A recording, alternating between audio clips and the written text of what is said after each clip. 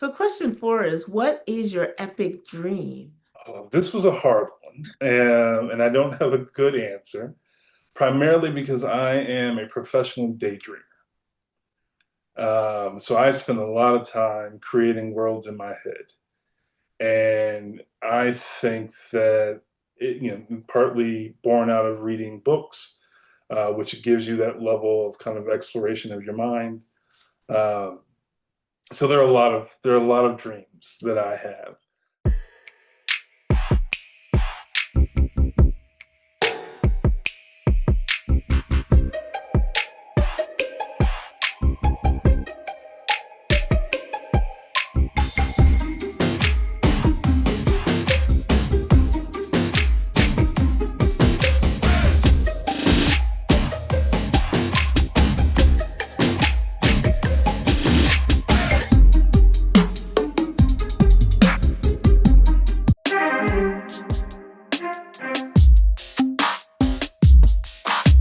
Hi, and welcome to another edition of King Crush Thursday, the series where we highlight and uplift Black men because, frankly, not too many people are doing it.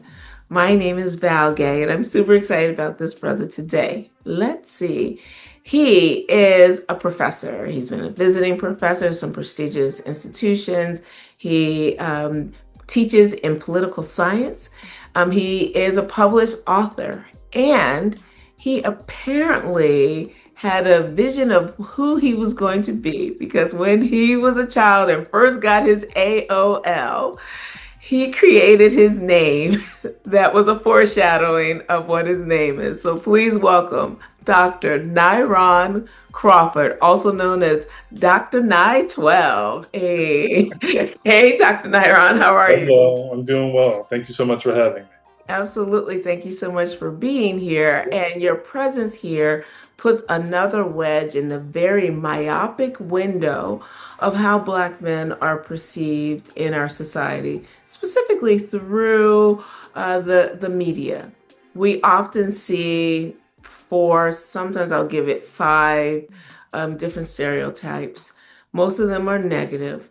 And I often say that they are not necessarily incorrect. Sometimes they are, but they are most certainly incomplete. And we know that there are myriad types of Black men, if you will, walking this planet, as there are the number of Black men walking this planet. And ultimately, we want young kings who may or may not have a positive Black male role model to come to this repository, see the same 6 questions, and hear the answers from over 200 successful and positive Black men, and hopefully find guidance there. And for the rest of us who are neither male or even Black, that we can also come to this repository and have our minds expanded.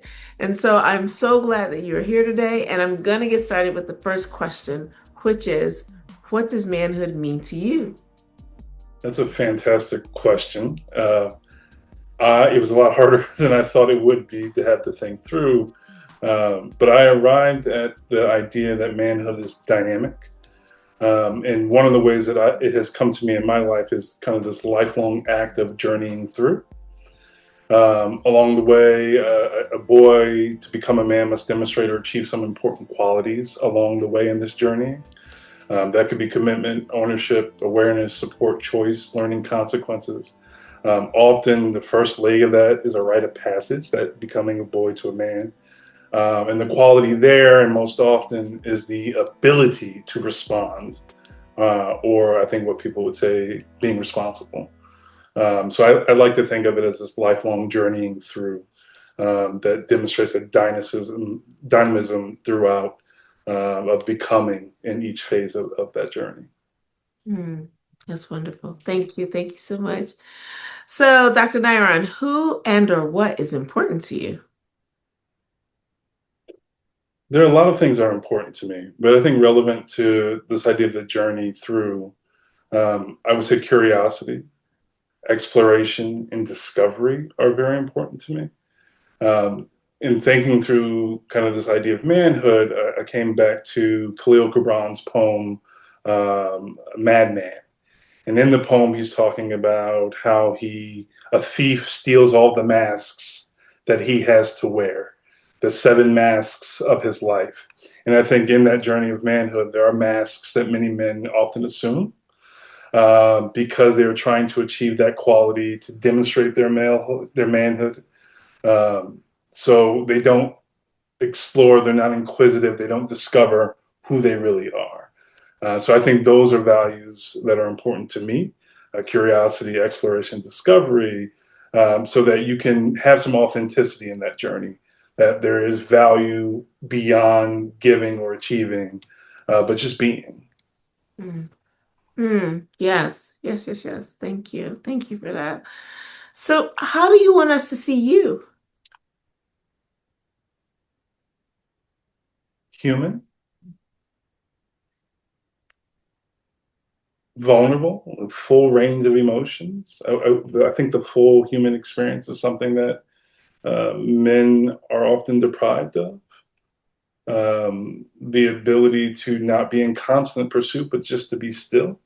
So just that level of humanness, I think, is how I want people to see me, not as someone who has achieved things. I have, and those achievements are very important to me. But the level of sacrifice, the level of commitment, those are all things that make me human as well. So I think ultimately I want to be seen as human. Mm. Awesome. Excellent. Thank you. Thank you so much. So, question four is, what is your epic dream? This was a hard one, and I don't have a good answer, primarily because I am a professional daydreamer.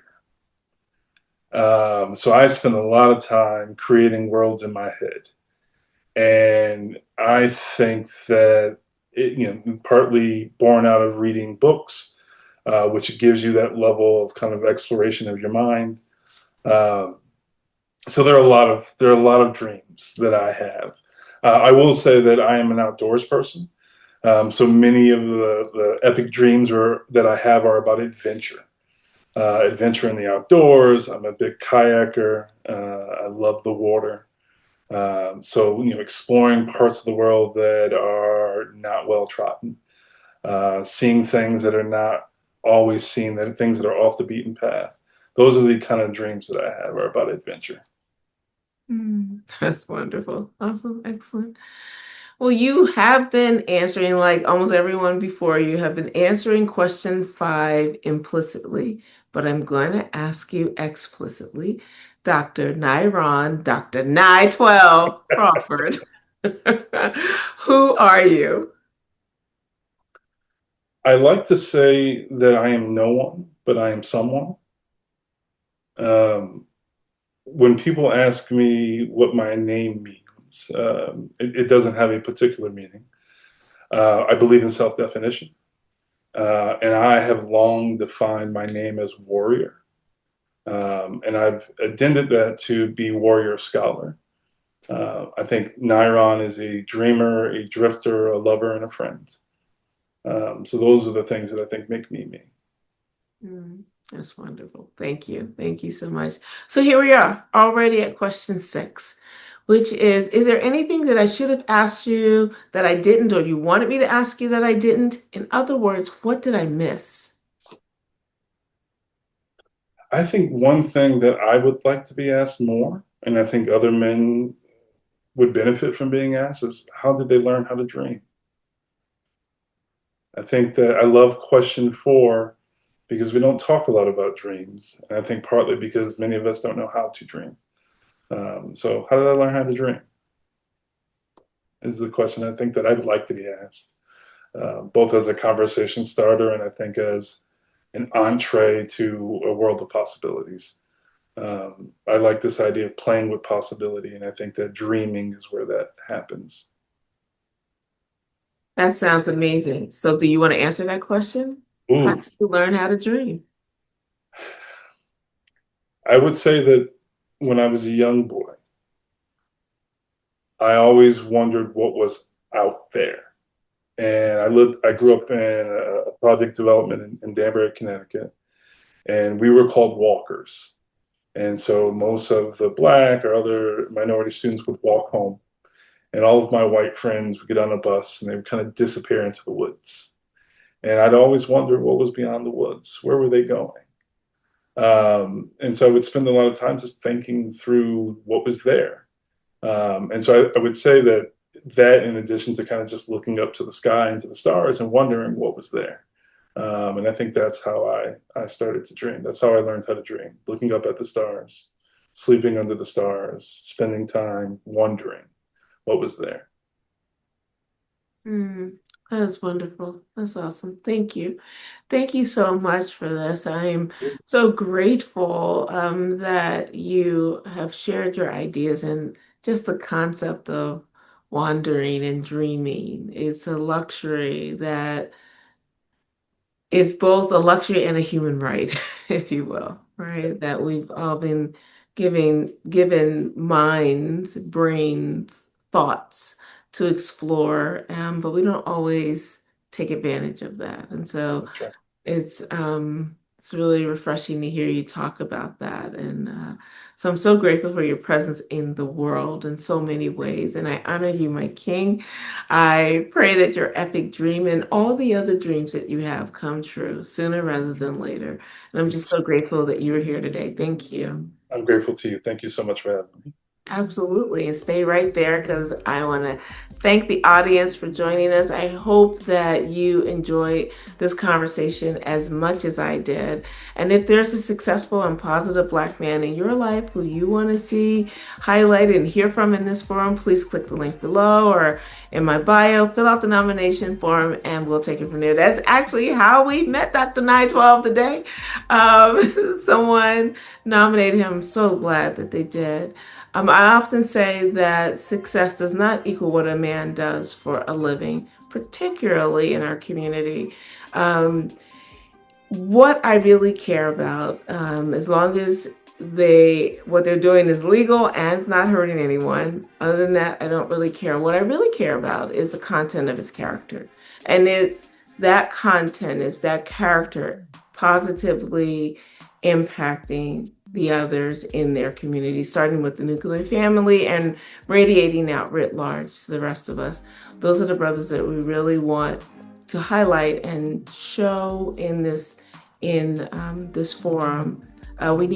We all need each other. And so please stay tuned next week for yet another amazing king. And please remember to spread love and have a great day. Thank you so much. And Dr. Nyron, thank you so much. It was Thank great. you.